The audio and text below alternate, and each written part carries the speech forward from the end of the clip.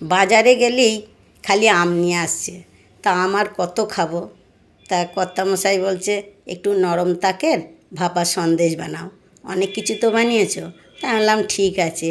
আর এটাই কিন্তু এই সন্দেশে এমন কিছু লাগে না, ওই আম চিনি আর একটু ছানা নিয়ে আমি ভালো করে একটু পেস্ট করে নিলাম, ঠিক এইভাবে। তো এটা একটু নরম আছে, এতে 1 প্যাকেট গুঁড়ো দুধ মিশিয়ে দেবো যাতে ব্যাটারটা একটু শক্ত হয়। এরপর একটা বাটি হোক, থালা হোক, কেক টিন হোক, তার মধ্যে একটু ঘি বা সাদা তেল মাখিয়ে নিয়ে ব্রাশ করে নিয়ে এই ব্যাটারটা একটু উঁচু করে ঢেলে নিতে হবে। এরপর 20 থেকে 25 মিনিট ঠিক ভাপে দিতে হবে, একটু জল দিয়ে।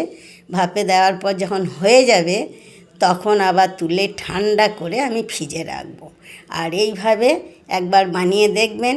আবার সামনে জামাই ষষ্ঠী আছে, জামাইকেও বানিয়ে খাওয়াবেন, জামাই দেখবেন খুব খুশি হবে। আমের তো অনেক কিছু খেয়েছেন, এটা কেন বাদ যান। এই দেখুন আমার হয়ে এসছে, এবার তুলে নিচ্ছি। এটা দেখতে যতই যেমন হোক, খেতে কিন্তু দারুণ স্বাদের আর খুব কম সময়ের মধ্যে। এই দেখুন দারুণ স্বাদের নরম তাকের সন্দেশ। তা বানাবেন, খেয়ে কেমন হয়েছে জানাবেন।